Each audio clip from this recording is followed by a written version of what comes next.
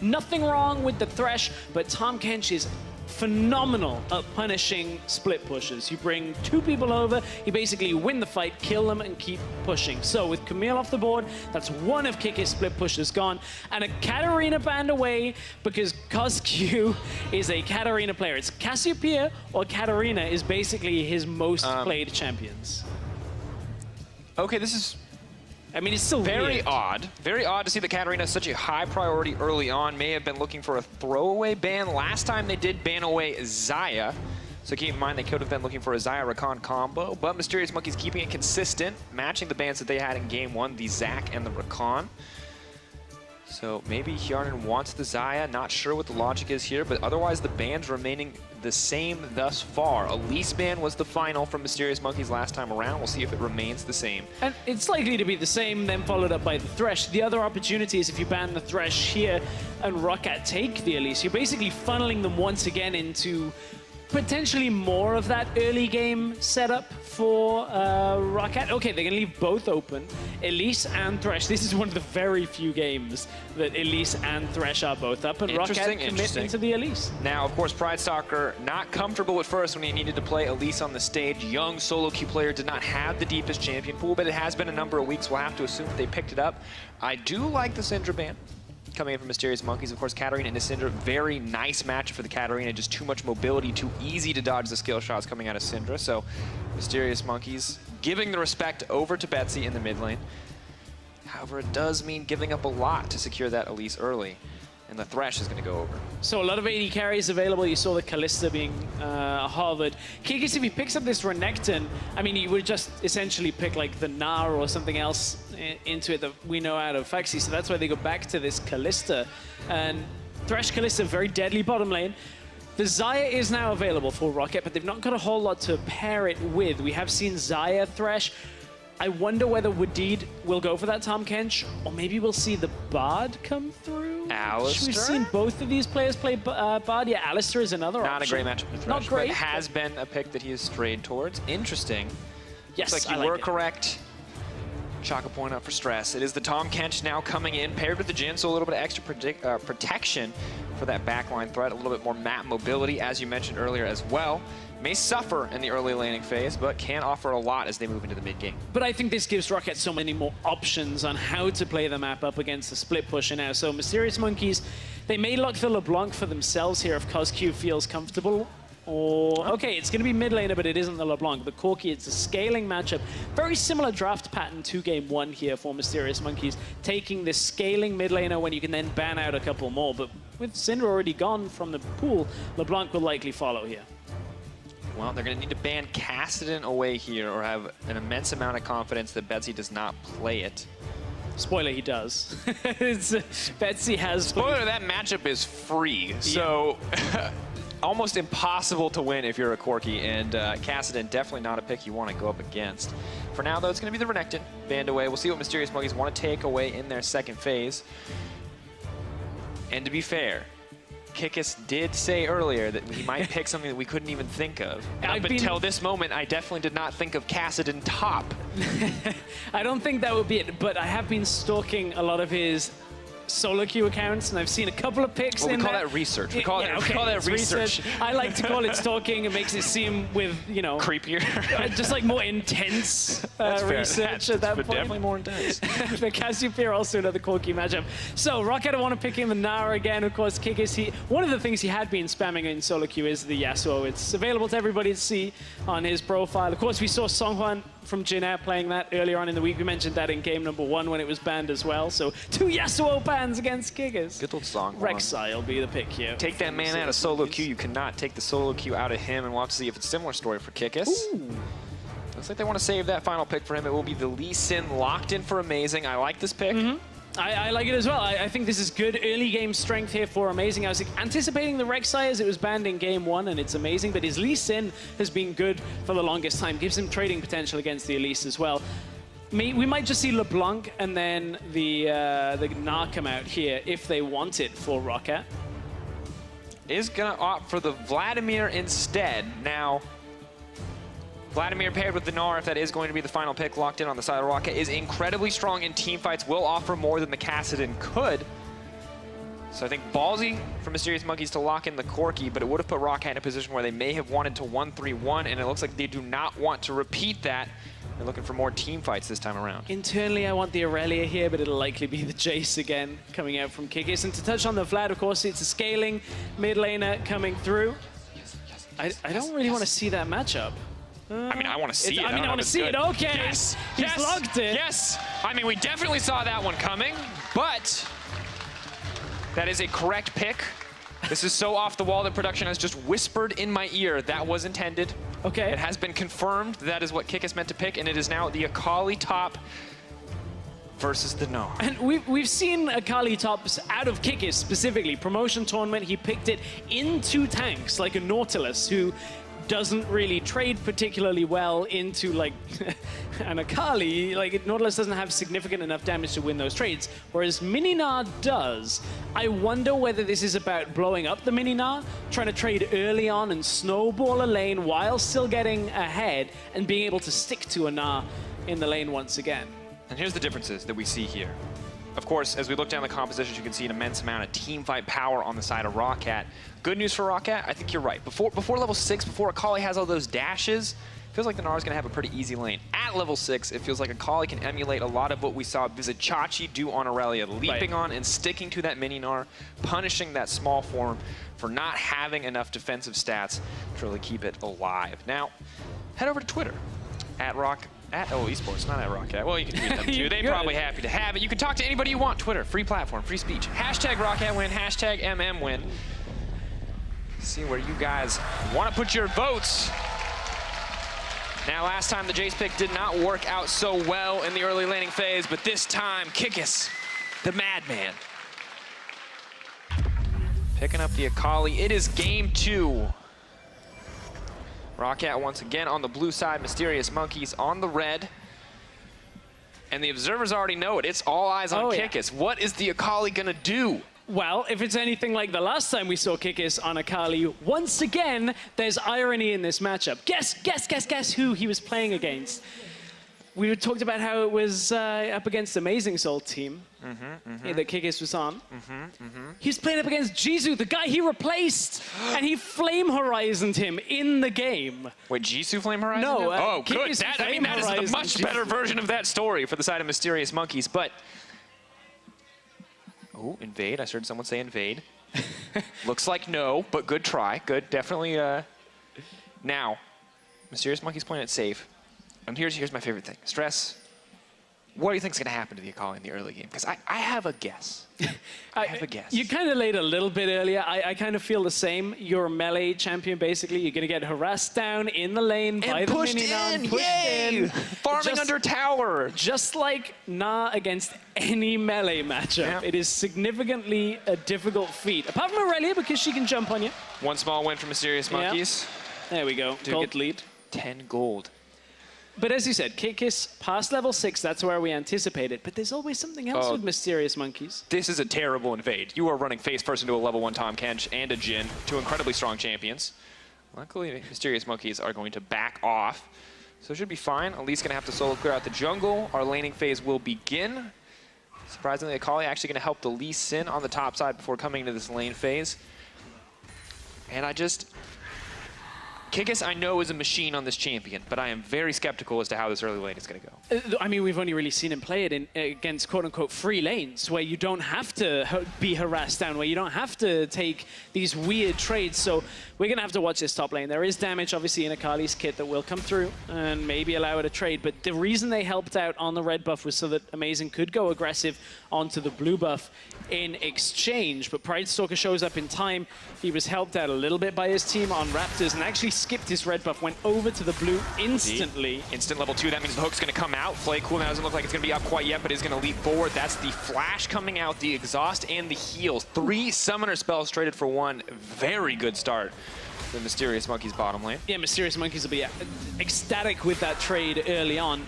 Difficult to deal with Kalista and Thresh even in a laning phase when playing Tahm Kench, but Kozki once again taking these really weird early trades. I mean, although Vlad does scale later, look, Betsy never autoed Kozki, so he didn't take minion aggro from that cannon creep. So eventually Betsy won that trade just by basically walking towards Coscu and denying him experience. You're in an awkward spot here when it comes to the mid lane matchup because on the one hand, you have Warlords. Yay, a little bit of sustain. But you're going up against a Vladimir. Everything about his kit is sustain. You cannot take losing trades and hope to come out on top here. You're going up against Ignite Vlad as well. Oh, this wow. Vlad has kill pressure. This isn't teleport. And look, Coscu already used all of his potion stacks, but his bottom lane we have to look to. No flash, remember, on Wadid. No exhaust, no heal. Only Hyanan has a summoner spell available. But amazing, he hasn't committed yet and is just going around the back to find Pride Stalker by the looks of things. He's pinged him and is heading up towards the top side. Thresh coming up as well. Pride Stalker. Level 4 to Amazing's level 3. A lot of potential burst damage there. This is a fun early game. Not going to get it. Not going to go for the aggressive play there. Does not have the level advantage, and his bottom lane does eventually have to return bot side to farm. The Elise is on the way bottom. Blast Cone over the wall is not spotted. Wadid now moves towards the bush. Amazing, not going to take the bait, is going to back off. It looks like just a bit of a game of chess here from the junglers. And look, Amazing spent so much time there. There's no Rift Scuttler available. He can take Gromp and then recall and go topside. So he's behind Pride Stalker on experience now. And during this gap, Pride Stalker has to know Amazing is about to go back. I want to see Pride Stalker get into a lane. Get a cocoon down, get a gank to happen, and that looks to be what he's trying to do on the bottom side. Oh. Remember, of course, low summoners on ROCCAT. Swallowed up. Pride Stalker debating whether or not he wants to go in. Spider form to leap forward. Chain CC lands. Not willing to commit, though. A lot of respect given over to Yuki. And once again, those small moments of hesitation. Pride Stalker waiting before swapping to Spider form, waiting once he leaps into the air. And you need to be more decisive when you want to pull off these early ganks on the side of ROCCAT. And now ROCCAT are like, okay, just try lane for a bit, push the wave out, get a recall, and be safe here, because Jhin backing now with just about enough to get a pickaxe and just to control what if he wants it.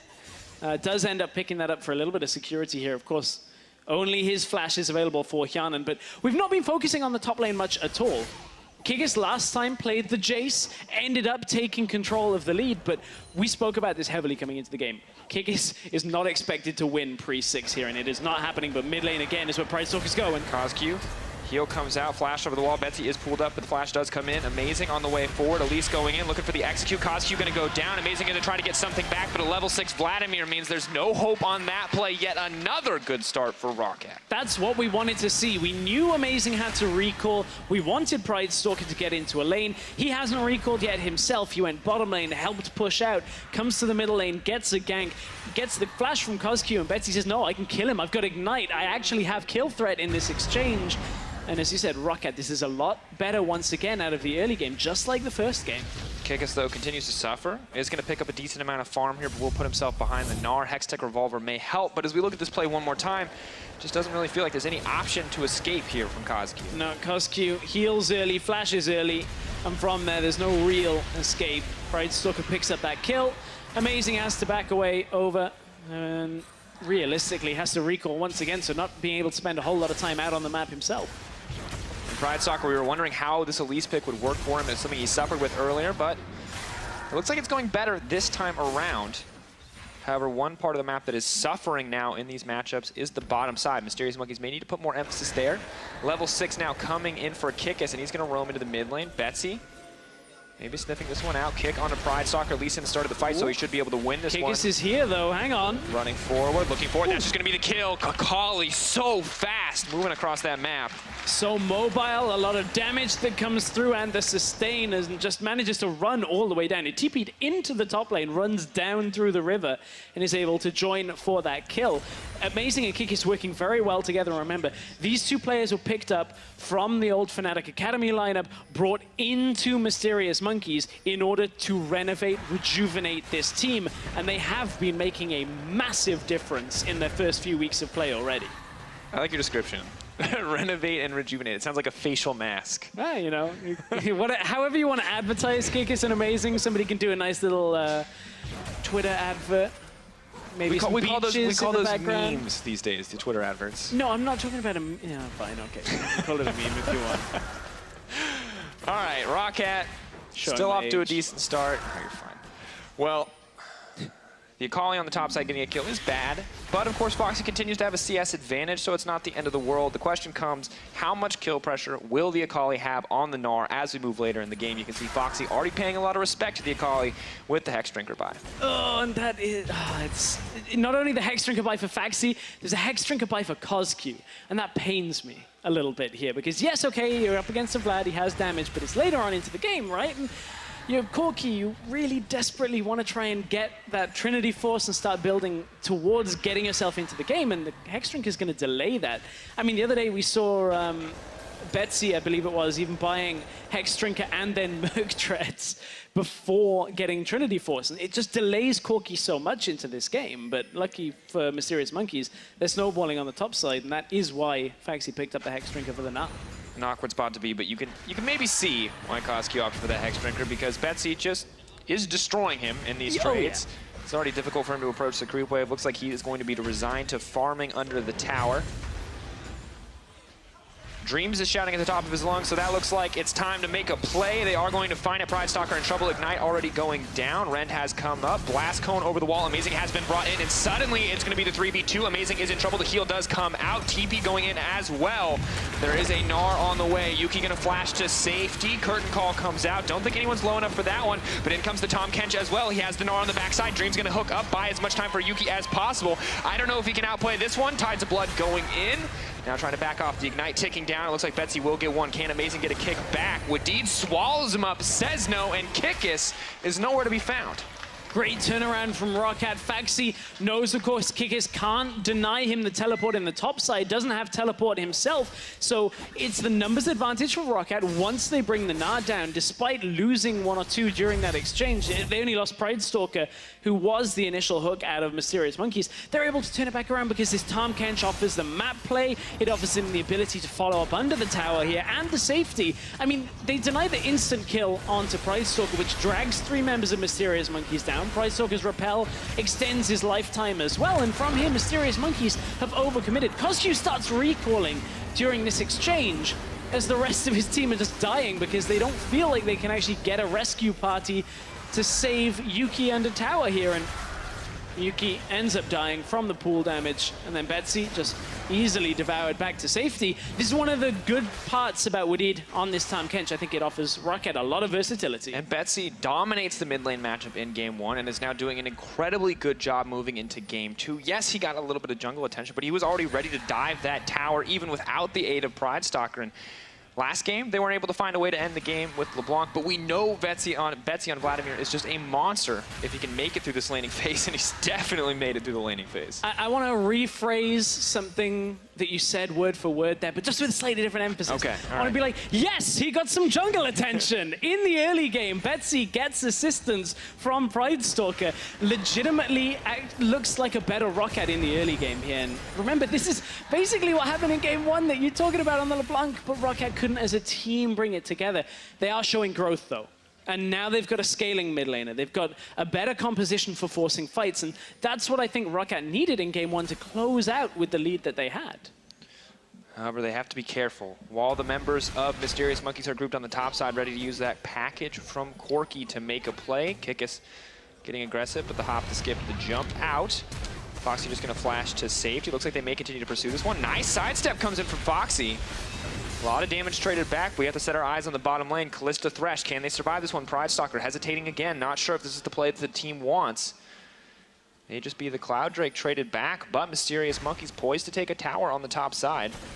Yeah, Yuki and Dreams conceding position on the tower there, and of course it's only an Akali up on the top side pushing down. They have got a little bit of an advantage on the damage now, and with Amazing coming to help out, it's ever so slightly going to go to the Akali.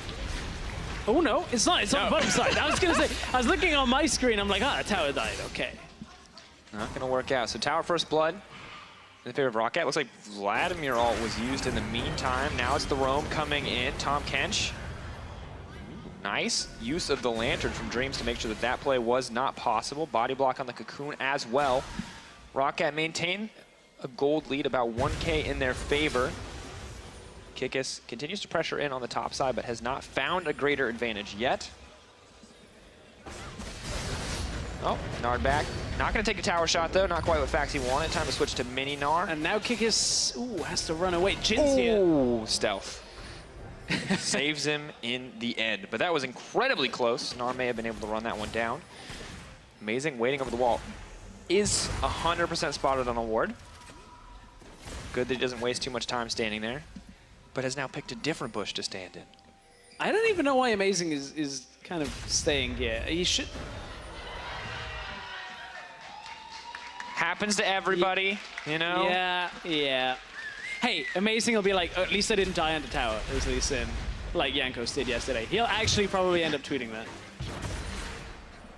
So weird. See, some color casters predict things like, what's the next play going to be? You're like, yeah, he's definitely going to tweet about that later. I mean, look, Amazing is the kind of guy that definitely would tweet something like that. He definitely fair. Well, Mysterious Monkeys have to be careful. ROCCAT definitely with a tempo advantage right now, pushing in on the top side. Dreams coming in. Amazing leaping forward. Lack of coordination on the play. The fight continues. Yuki dishing out a ton of damage. Kikis is here as well. Foxy running forward into Yuki. The Akali can't approach any further.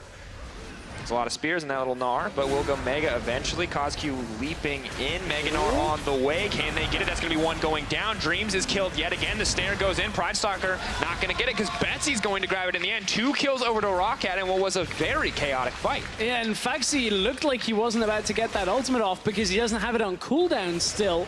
And now they're looking to try and push forward for this tower. Mysterious Monkeys just crumbling under that fight, despite having the tower for a lot of that. Amazing tried to start the fight off. Oh, Cocoon nearly blind through the invisibility. There's no creep wave, so Kikis maybe has hope to get out of this one. He's going to leap in onto Betsy, is ignited. 4-shot comes in, the dancing grenade. Hjarnan going to get it in the end. ROCCAT are destroying the Monkeys right now. This is such a better snowball than in game 1. Look at the advantage ROCCAT already have. They will be able to transition this likely into a Rift Herald if they want it after recalling from this play. Oh, Betsy, hang on. Still a Vladimir, still has Pool. The rest of his team still there as well, but ROCCAT has to be careful not to overextend. Radid incredibly low, can save one member, but may not be able to save himself if the play continues. Both sides, however, are going to back off. We'll take one more look at exactly what happened here. Watch Amazing. Nice little flash from Dreams to try and close the distance, bring Amazing closer in, trying to extend that lantern play. But Kikis then goes in, realizes he's 1 versus 3. Dreams tries to help him out a bit, but very split fight as Faxi drops so low off the second rend that ends up coming through. And you can see it has to back away. Finally gets in to Mega Gnar, but it's not quite close enough. ROCCAT trying to close the distance on the rest of the fight, but Mysterious Monkeys backing away. Betsy manages to find himself re-entry into this fight. And you can see in the meantime, Rift Herald does drop in the favor of Mysterious Monkeys, so they are trying to get some plays back, but I feel like that play was a little bit of a disaster on the side of Mysterious Monkeys. Yeah. It seems like you pointed out Dreams flashing, extending the lantern range, bringing Amazing into the team, but he didn't kick anybody. Nope. Nothing happened on the engage, and now KazQ, opts to use the package, doesn't want to take the lantern. Betsy now running forward. Fate's Call comes in, but that means another shot connects onto KazQ. He's forced out of the fight. Multiple low health members on the side of Mysterious Monkeys. A creep wave backing up ROCCAT. And this was all from a Rift Herald play from the Mysterious Monkeys. They tried to burst down that mid lane tower. Now it's turned back in favor of ROCCAT. They've pushed it through the middle lane. And they are likely to get a lot of damage down onto this tower because KazQ's still recalling out. Akali is in the bottom lane. Yeah, the tower's no TP. And Akali, unfortunately, does not have the pressure onto the Gnar to solo kill at this point of the game, at least not under a tower. Betsy going to find Callista in the brush. Yuki going to take a little bit of damage. Proto Belt forward. Snare does connect. Dreams in trouble. Yuki and Dreams incredibly low. Dancing Grenade. Not going to find the kill either way. Kikis and Amazing trying to do what they can to shut down Foxy, but you're not diving a Mega Gnar. It's not going to happen. No, he's got ultimate. We'll have that wallop available as well. Now, what ROCCAT need to be aware of is that they have to shut Kikis out on this side lane so hard that he never goes to a side lane. And then Mysterious Monkeys will not be able to play around this Akali at all because he needs to be further ahead to have any kind of impact. Like, okay, Akali has damage in team fights. If you can snowball utilizing multiple jumps, like it's possible to output enough damage to be effective, but Mysterious Monkeys are at their best playstyle when Kikis is out on the side lane, pushing down towers and trying to just control the split push. You've got to use that Tahm Kench. bring Wadid, bring Pride Stalker, and shut him down 3 versus 1. Unfortunately, I feel like to a certain degree he hasn't been shut down, but so much of his impact has been mitigated. Foxy is fine sitting in this lane matchup, fine sitting under the tower. No real kill pressure from Kikis quite yet, and realistically, when you look at a 3-0-1 Jhin and a 2-0-2 Vladimir, I think the rest of ROCCAT are well equipped to handle a 4v4. Now, Cosq does have a bit of a CS advantage over the Vladimir. Won't be a gold advantage, but does mean that he is slightly closer to that Trinity Force. I mentioned the delayed build earlier. Hexdrinker makes him a little bit tankier in the fights, but definitely wishes he had a bit more damage under the belt now. And the route to ROCCAT winning this game is basically based around their team fighting that we've already seen. With the Vladimir, get the damage down, use the Mega Gnar. The thing they have to be careful of course, from that split push from Mysterious Monkeys, is that Corki doesn't also do the same on the other lane. With the Akali, with the Corki, you move out to the side lane, push back, then come through to the middle lane again. And Mysterious Monkeys have a bit of a treacherous game to play with that from behind, because look, even Betsy right now can hold Cosq in the lane. So it's a good thing for now, but ROCCAT can't let this go too far without continuing the objective game. Foxy definitely going to try to go Mega here. Kicks with a nice sidestep. Unfortunately, if he reveals himself from stealth, he will be in trouble because Wadid is on the way in. This is the collapse you talked about. Curtain Call now coming out. Amazing doing what he can. Kikis, unfortunately, getting hard red on every shot. Hjarnan not going to miss anything but the last one. That's exactly the play that ROCCAT need to continue this game, because every time this happens, Mysterious Monkeys are getting nothing from this. As long as Betsy plays this carefully and doesn't over-push himself, Pride Stalker's around, but I think this is just a case of Betsy backing away. A trade like this is perfect for ROCCAT. It extends their lead, Mysterious Monkeys get nothing in response, and now ROCCAT can set up vision control on the top side, they can reassert dominance on the bottom side of the map as well, and suddenly Mysterious Monkeys are very low on options. And ROCCAT playing it slow and steady. Betsy does not want to take the risk of diving the Corki under the tower, knows that Cosq still has the heal, and so instead just takes a smaller advantage of pressuring in this tower, of denying maybe a little bit of CS. Not looking to auto-attack at all, not getting any damage on that tier 2, however, so maybe not making the most of that exchange, but still things look so good for ROCCAT right now. Almost a 5K gold lead 20 minutes into the game with a team comp that scales so insanely well into the late game. And I feel like we're in a very similar situation we were in game 1. The difference being, instead of a LeBlanc who's incredibly fed, you now have an incredibly fed Vladimir. And that's great if you're ROCCAT like that. It's Betsy's signature champion. They know how to play this. With the Jhin as well, this looks like the kind of composition that worked for them in spring. It looks like the composition that worked for them in summer 2016 as well. Like ROCCAT with this tanky mid lane, at least like Vamp tank that used to be called in the middle lane, plus a long range AD carry that they can sit back on to teamfight is perfect. ROCCAT have looked the most successful with a composition exactly like the one they're playing in this game. Pride Stalker clearing out some vision. ROCCAT looking pretty confident as they group around that Baron. Foxy continues to hold Kikis just fine on the bottom side of the map. Mysterious Monkeys always like, get a Hexdrinker. Does everybody buy one? Try and survive versus his Vladimir. Doesn't do that much. And you're in this awkward position because there's also a 4-0-1 Jhin with the Static Shiv and an IE who can kill a lot of those more vulnerable AD carries. They don't have a luxury of a Braum this time around. No one to protect the back line once the fight gets started. Nothing to stop those auto attacks from coming in, and ROCCAT can use the advantage that they have on the top side to push forward. Mysterious Monkeys are on the way, however. And it shouldn't be a surprise to Mysterious Monkeys that this Jhin pick has been so high in priority for ROCCAT, picked in the first phase in both games. Hjarnan was spamming Jhin during Rift Rivals on his solo queue accounts with the same Infinity Edge, Static Shiv, Rapid Fire Cannon build that comes through, and it's very difficult to deal with if you can't get onto the Jhin. And considering basically your first threat is we got to deal with this Vladimir, Hjarnan gets so much room on Jhin at the back of the fight. He's going to be out of harm's way for the majority of this game. And it's incredibly difficult because it's a tanky Vladimir who's already doing so much damage in fights. If you try to kill him, he has a pool. If you try to kill him again, he has a Tahm Kench. If you try to kill him a third time, maybe. Might get it. He might have a Zhonya's by that time. He might have pool up again, and it's incredibly difficult to do. And even if you make it past all that, there's Hjarnan in the backline who also has a Tahm Kench to save him. This is exactly what we were talking about from game 1.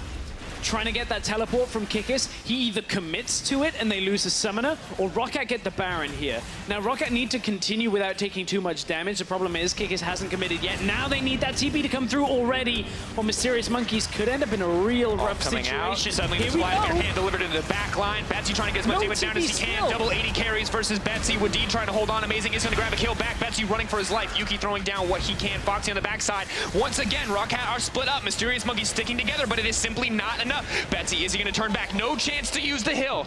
That is a kill back for CosQ. Now Amazing leaping in. He's going to get one as well. Mysterious Monkeys, how are you turning this fight around, but not going to get it? Faxi has to back off. Yarnan has to back off, but that is the Akali we wanted to see in the fight. And let me tell you, if there is one champion that can clean it up, it is that Akali. He's just going to arm into the wall. The chain CC comes in. Akali, is he even going to get a chance to fight? He's trying to get the fourth shot here. Yarnan wants to get the fourth shot so he can crit them. One more auto. Dancing grenade. He's got fourth shot. Kikis come out of the stealth. Where are you going to go? Kikis! Ooh, the escape. Clean plays from Kikis. He's going to reload if he's not careful.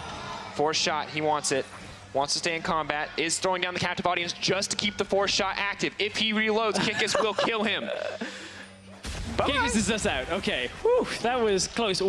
Okay, so a fight that looked to have been terrible for Mysterious Monkeys as Kikis didn't TP up actually ends up in exactly the location Kikis TP'd from in the first place. So this starts as a good fight, but look at the distance between Hyanan, who is one of the damage dealers, and the rest of the team fight. Hyanan is only running now, and Betsy needs more damage, needs more frontline, because Faxi and Pridestalker went down into this fight. They cut away, and Betsy, although he's strong, cannot 1 versus 3 because Wadid didn't have the ability to save him anymore, and it means ROCCAT end up in an awkward situation because now Kikis is finally in the fight. They can run him down and even up what should have been an easy team fight for ROCCAT, but because of the distance, it was too far to regroup early on.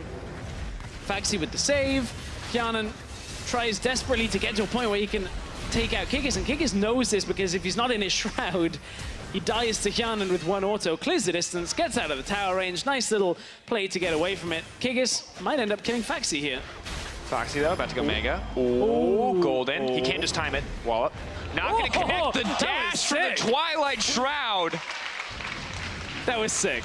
That was Of course, sick. It's kind of like one of those blinks where when you cast it, you appear at a different location to avoid it. That was nice out of Kikis.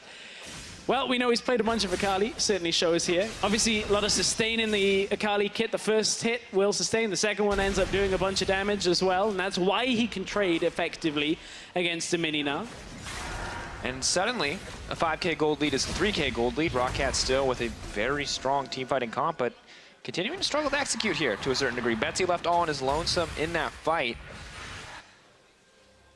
And just, honestly, the Jhin continues to scale up, but I feel like Mysterious Monkeys are so confident in making those plays and starting those fights, whereas ROCCAT, you know, still hesitating, still a little bit scattered, maybe over-committing in the end on that one. And you got to wonder whether that's partly the experience of players like Amazing and Kikis, who they've been in so many professional games that if a fight looks right to them, they're likely to just go, okay, take this fight, we can wait on the TP. Now, of course, no TP for Kikis makes it difficult. Here comes the Abyssal Voyage. This is the type of play, again, that we wanted to see out of ROCCAT, but Kikis is slippery. Stealthed up, Wadid trying to speed the Elise away. Dreams is here with the Lantern ready to back him up. 4 members are now pinched in the jungle. Foxy not even close to the Mega Gnar. CosQ has the package. Betsy's not here yet. Fight looks like it's going to start. Kikis moving forward. Dreams locking up Wadid. He can't save anybody right now. Leap over the wall. Kikis going to get the shutdown. Goodbye to Foxy. That rage bar is ticking up. I don't know if he's going to get the chance to use it, though. Deleted immediately. ROCCAT, the gold lead means nothing when Mysterious Monkeys just outplay you. That is the double kill. It's the same as game 1. ROCCAT look like they want to take a fight. Mysterious Monkeys a lot more comfortable in denying the fight until they're grouped and then just take out 4 members of ROCCAT. Now they're on to the Baron. This should be basically the game going in Mysterious Monkeys' favor here. Baron is going to be difficult for ROCCAT to deal with. Luckily, they have the wave clear of the Vladimir. End of the day, we have to praise Mysterious Monkeys. That deficit feels impossible to come back from. Kikis once again shut down to a certain degree in the laning phase, but It does not matter if you put this man down. He just shows up. Keep your eyes on Akali in this fight. So much damage coming out. And Hyanan is stuck off at the back. Wadid is blocked away from him, and 3 people just all in this 6-kill Jhin. And once the 6-kill Jin's gone, suddenly it's only Betsy that you have to worry about for damage. Mysterious Monkey is easily able to clean up the rest of the fight. And it started as a good attempt out of ROCCAT, utilizing the Tahm Kench. It was what we wanted to see. Make plays on Kikis on the side lane, but this Akali has been too slippery for them actually to lock down. And unfortunately for ROCCAT, they were stuck after committing to the fight into taking a bad fight. And Mysterious Monkey's been great at cleaning those up. Have to say, ROCCAT playing the early game much better, both times, both games. But it just does not matter when they come to the mid game and they make these big mistakes. We're seeing consistent fights where, honestly, Amazing and Kikis in that last fight. Yuki and Dreams dishing out damage from the backside, but the kick from Amazing, the follow-up from Kikis, makes it pretty impossible. But Betsy, He thought he had the drop on this, but still not a great fight for him. Surprise Betsy. Yuki gonna try to make it out to safety. Shielding coming in, healing up what he can. Betsy now running forward. Kikis has to try to get his way out of this one. Twilight Shroud, is it available? One more, heal, dash back, goes golden. Ambitious. Dash is back, maybe hoping to Shroud over the wall. Not gonna get the escape, so ROCCAT do find the pick onto Kikis. At the start of yet another back and forth game. Mysterious Monkey's very small gold lead, but remember that was a 5K gold lead for ROCCAT just minutes ago. Amazing. Not worth a red buff this late into the game for dying. And our observers were showing us that CosQ is up on the top side there, not participating in the majority of that fight. It's CosQ's turn to split push. Kikis got all of last game, and now CosQ gets to be the one in the side lane.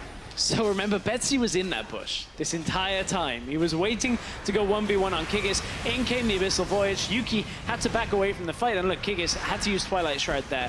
Was backing away. First shot doesn't connect, but it drags him back into the lane. Second shot is enough to slow him and deal damage. Kikis tries desperately to buy time for the rest of Mysterious Monkeys to run away. That's what the Zhonya's was for in the end of all things, just to try and soak up more time. He was unlikely to get a kill from that exchange, and ROCCAT finally getting the better of Kikis on the side lane. It's taken a couple of attempts now. I mean, they definitely got the better of him early game, That's and then true. he destroyed them in a team fight, along with the rest of Mysterious Monkeys, and this has been an incredibly back and forth series, incredibly chaotic. It feels like neither team is incredibly adept at closing out these games reliably. So as a result, we have these insane back and forth fights. Here It we looks go like again. another one is starting. Dreams. Fade Skull coming out. You can hear Dreams on stage literally shouting, push mid, push mid, push mid. CosQ Yeah. happy to oblige. Yeah, he's so Kikis is loud on the top side. stage. Oh, They Amazing have actually three went members. in. Amazing's just trying to buy time. They have 2 members pushing right now. Kikis is on the top side. They're going to get another tower. Yeah, Amazing. Luckily had Dreams there with the Lantern, had to use his flash, so no insec available if he wants to try and set up a fight. But honestly, Mysterious Monkeys aren't looking for a fight right now. They want to utilize the last couple of seconds this Baron buff to get as many towers as they can. One more goes in their favor up in the top side before they all recall, utilizing that empowered recall. Kikis didn't quite get it. Ah, that's sad. Has to 8-second recall instead.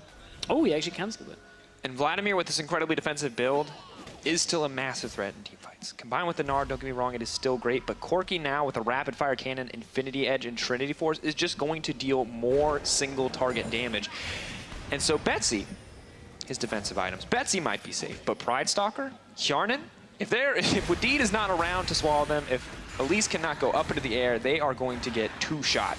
Now, the immense amount of damage that Corki puts out, and I lied, Betsy's not safe either. That is so much damage coming in from the Corki. Yeah, it's one of those things you underestimate with the Infinity Edge, the rapid fire cannon. You get that empowered attack as well with the Warlords, and suddenly you lose half of your health as it gets transferred into critical strike and then into magic damage. So Corki just going to pick up the bottom lane, has the package, easy take on the bottom lane tower, and this is the point where, I mean, it's just like game 1 all over again. CosQ is on a scaling mid laner, has found the point where he's useful in the game too. Kikis is causing so much trouble on the side lane that it feels like ROCCAT haven't been able to punish CosQ for going down in matchups early on at all.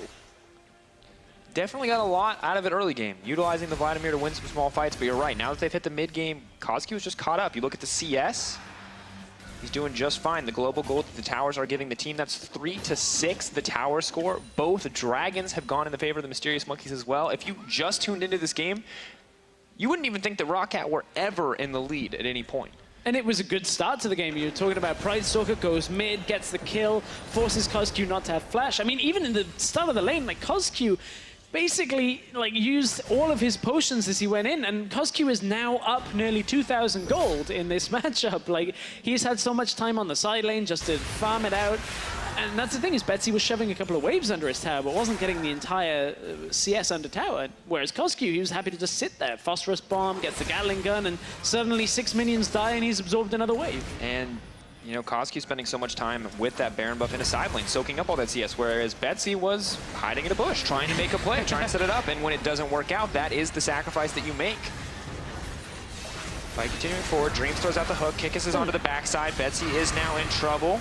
Pool comes out, Fate's call as well, leap in, throwing the thresh forward, has been now pulled back. Wadid tries to keep Betsy in the belly, they're now backing off, you use the heal, they're moving forward, there is no way you can stop this Mysterious Monkeys lineup. Hjarnan, can you do enough damage to save the day? It does not look like it. Foxy running to safety, Betsy is still alive, however, can he be the hero for ROCCAT? Wadid saving the day once again, Kikis though, so much damage, that's the crit! Whoo, that's a fat one coming in. Hjarnan now fighting back, flashes forward, the dancing grenade, oh my god, Hjarnan! Whoa! Oh man, you may not be able to rely on Betsy in the late game, but Hjarnan! And with bated breath, I was trying to keep track of just how many kills. Quadra kill came through for Hjarnan.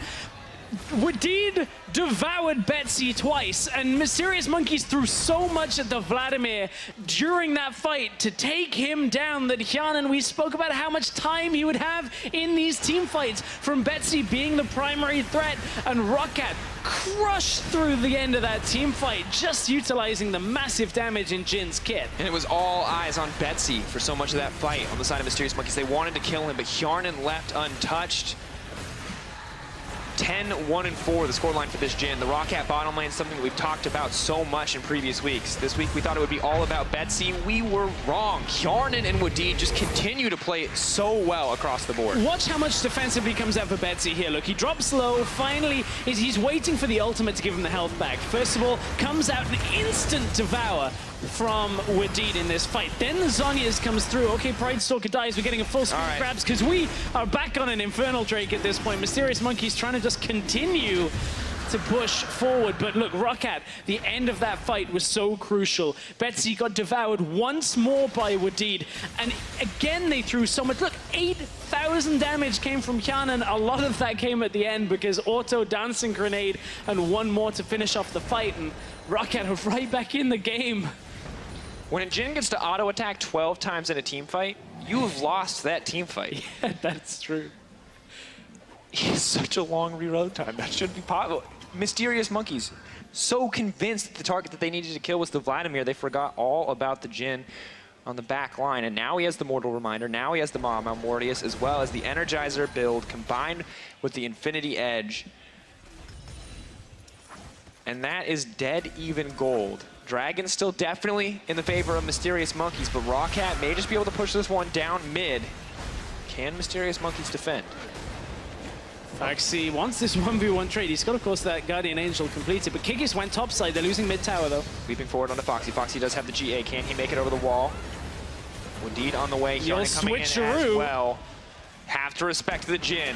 Out comes the curtain call. Can they body block for Cosq? Shots going in.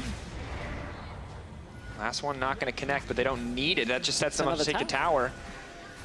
Easily taken, and now they just transfer that into a top lane inhibitor tower as well. And this game looked to be right back in Mysterious Monkeys' favor, but ROCCAT, massive team fight into the Baron is enough to crack this game.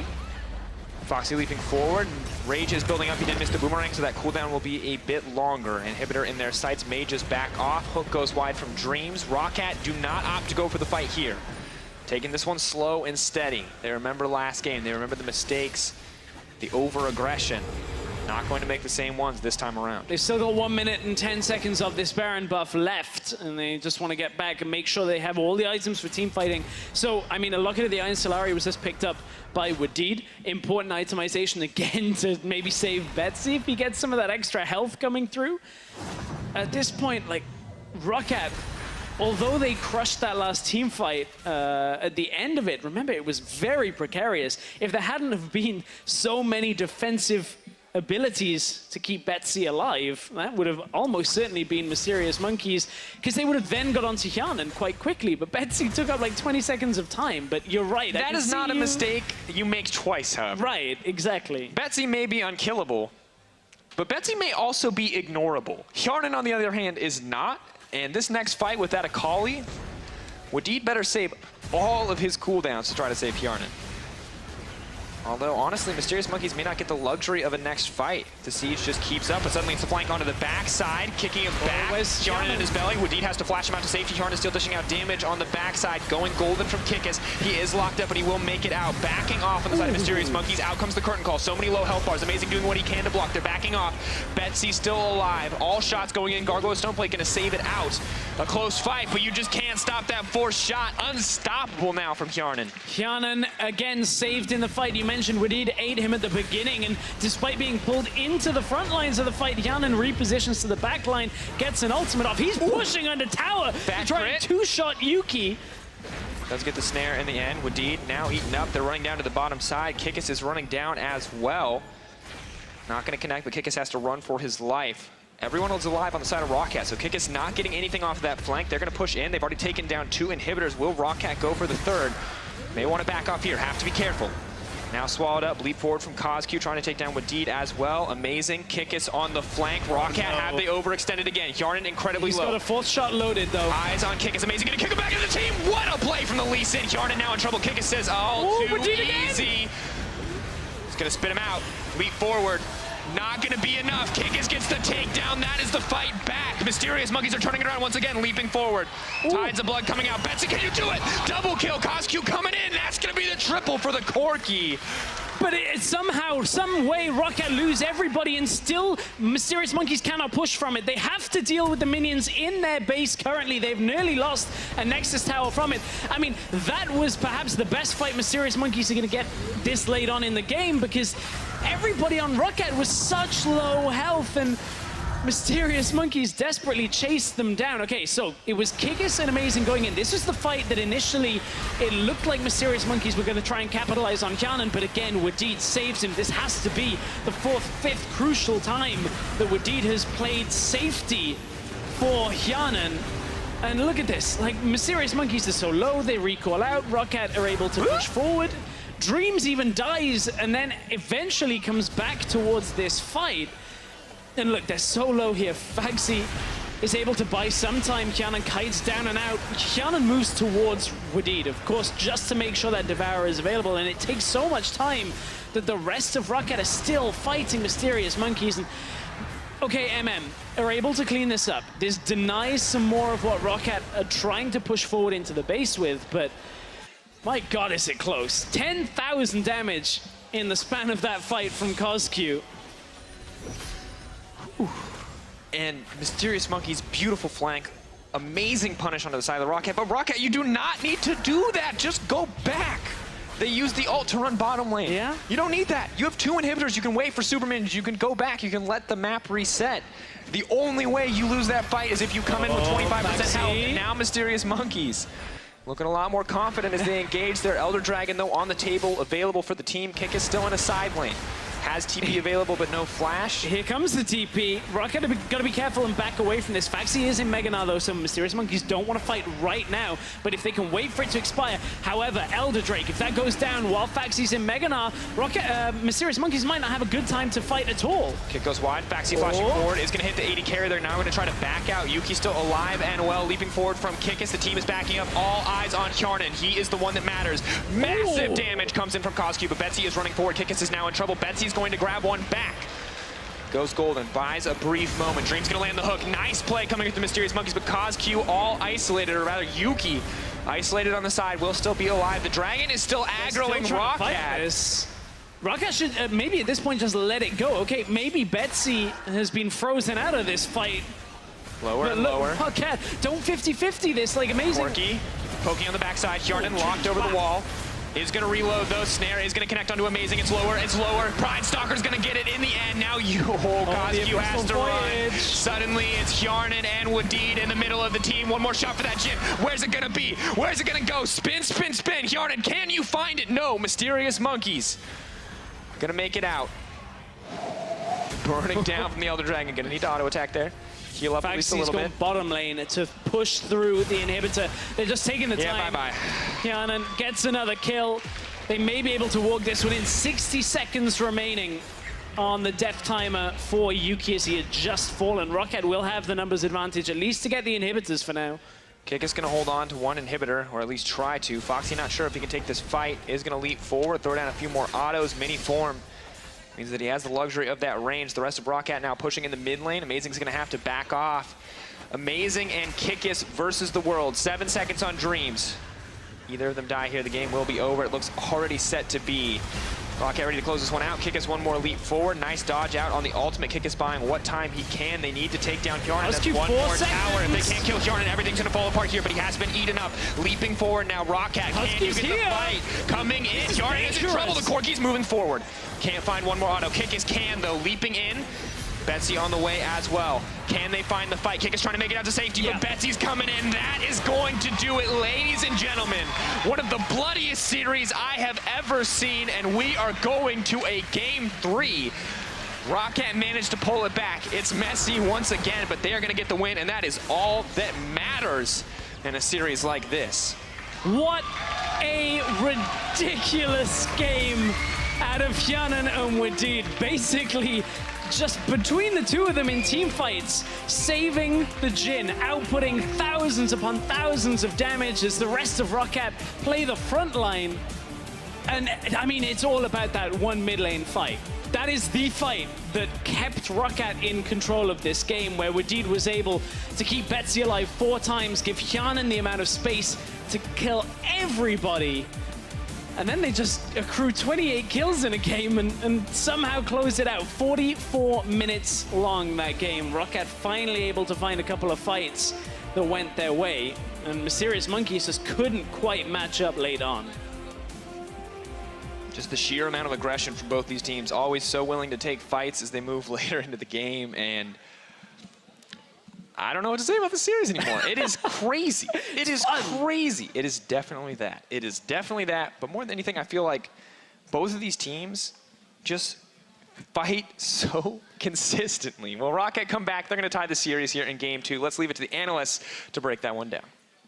Holy moly, they squared it out, and we had a little bit of a bet going on. I thought that Mysterious Monkeys would actually still close it out, but you were saying that Akali, it's all coming down to if she can do anything in the team fights, yes or no, and we just saw, well, her doing something in the mid game, but then actually not too much over the whole span of the game. I was super skeptical of the Akali pick. I think Kikis, you're being a little too overconfident now. You've picked it for lane. It didn't work out amazingly well in the early game. He had great moments, but it was just such a back and forth chaotic game. It was a lot of fun to watch. That it was. I do want to have a bit more of a discussion about the Kiki's picks overall, maybe at the end of this. But first off, praise where praise is due. ROCCAT, once again, is able to get an advantage in the early game. A couple of good moves overall, and also a turret dive that we're going to take a look at, where they clean house, and that was much as we saw from the first game for them. Yeah, so this was actually just a good punish initially from the Mysterious Monkeys, taking advantage of the fact that Pride Stalker doesn't have proper support, but then just keep your eyes on the Vladimir making his way through the river. Mysterious Monkeys, they're just buying time. The instant teleport coming out from the Gnar. The Akali can't interrupt it, and ROCCAT realize that they can go for this dive. Corki isn't anywhere near. They have the Tom Catch ultimate, and notice how it's Betsy that takes the tower aggro because he knows that he can end up losing it later on because of his pull.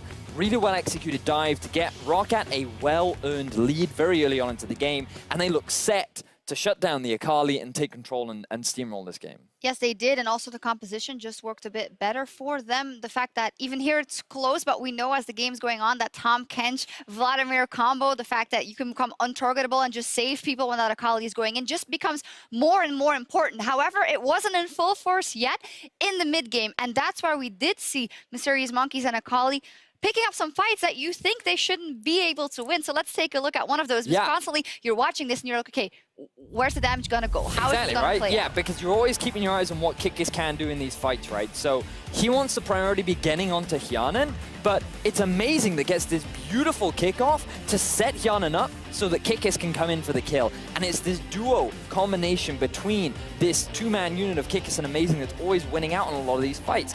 And a lot of these late game fights just came down to who got the better setup, who was able to make that initiation to really kick things off. And every time in the mid game, it was Mysterious Monkeys, and that's how they were fighting their way back into Elite. But ROCCAT has one man that they can always lean on, and who's had actually a very good split so far. Mr. Hjarnan on Yargod on that Jhin is able to completely turn it around in what could have again been a heartbreaking loss for ROCCAT. Like, we cannot underestimate the fact that they were put in a dangerous position after being ahead in the early game once again, but they get the team fight victory. Yeah, and again, we talked about the setup before. Kikis comes in, forcing Betsy out, and this already looks like a very promising start to the fight. Gnar has just lost his Mega Form, and you're thinking, how could this go badly for ROCCAT? But Hyanan's still at the back of the fight, still not dead, still freely getting all this damage off, and slowly Mysterious Monkeys are being whittled down. And again, Hyanan's still fine, he's still safe. Look at all the sustain that he's getting back from that Warlord's Bloodlust, and he is just cleaning up the fight. Late game Jhin doing so much work in so many of these fights, really turning things around for ROCCAT and getting himself a point. We have seen a bit of a resurgence of Jhin lately. Why do you think in these scrappy games, or in this scrappy game in particular, that Jhin specifically is paying out so much for ROCCAT? I just think it was super difficult unless they got the perfect flank off to actually dive onto the Jhin. When you have a Tahm Kench, when you have a Gnar, there's a surprising amount of peel. Add to that a Knight's Vow coming in from the Tahm Kench too. This guy becomes really difficult to kill. And what we saw in the very end, when they were actually on the Nexus, that Warlord's Bloodlust with a massive crit, you get a huge heal. It is so big, and it just makes it even harder to just insta-burst this Jhin down, which just in the late game made it too difficult for Mysterious Monkeys to win any of these fights. All square, 1-1, and as said, I do want to pick it up again and talk a bit about Kikis and his picks, because if we look at, what he's played so far, we have a Camille and a Kali, a Jason, Aatrox, a Mordekaiser, and a Jarvan, and then a Gragas as well, which is a bit more standard, well, the Camille as well. But when you're being plugged and played into a team that is obviously still learning the basics and has a couple of weaknesses they need to shore up, is it not a bit of a risk to kind of impose those picks? Because obviously you're making the game more complicated for yourself, but on the other hand, if it works, it definitely works and it can win you a game. But what do you think of the pros and cons? I think you identified a really good one, the fact that this team is still new. They're still properly trying to figure out how to play the game. Kikis and Amazing have a lot of experience that they could bring, but they're imposing their own style onto a brand new team, which is still struggling to find ways to make it integrate. And I feel like if you just went for things like the Jarvan, the Kled, slightly carry top laners that work very nicely in these team fight scenarios, the team overall would just be much better equipped. But he's choosing to play that split push style. He's choosing to go off onto a side lane, and that can be a big deal, but the rest of the team don't properly know how to play around that yet. So if they want to keep going in that direction, it's fine, but it can also be a massive gamble, which, Did you hear as that? we're seeing right now, is ending in disaster. Did you hear that? No, I did not I hear heard that. like a really weird sound, like someone was burping or something. Oh, I was pleasant. Maybe I imagined it. But in any case, call it then. What are we going to see out of Game 3? I think we'll see another early game lead coming out from ROCCAT. They seem to be on the ball. They seem to be just taking advantage of Amazing and Kikis not being as proactive as we would like. But it's going to result in another chaos game. I think we're going to see more team fighting. We're going to see another Jhin coming out from Hjarnan. I just want to see a Jarvan or a Kled from Kikis. And I really think Mysterious Monkeys can take the third game if he doesn't go for another split pusher. Well, it's been exciting until now, so I'm very, very pleased to see what is going to come out next. ROCCAT are going for the comeback win against Mysterious Monkeys. Game 3 is just moments away. You won't want to miss it. Now, of course, I really can't tell you what you should and shouldn't do. I just think that you might not want to miss it. Of course, I'm not your mother, so I can't really tell you what to do, but seeing how these two games have gone, well, you probably don't want to miss it. And if you're already here and you're already sitting on your couch and you already have the popcorn, then why would you not check out the third game? And on top of that, Vitality and Fnatic is coming up. So in the end, I just think you should stick around. Again, I can't tell you what to do, but, in the past, I've had some good advice from people. So, well, just stick around, just watch that game, have some fun, keep going. We've got a lot of games. Flash does come in.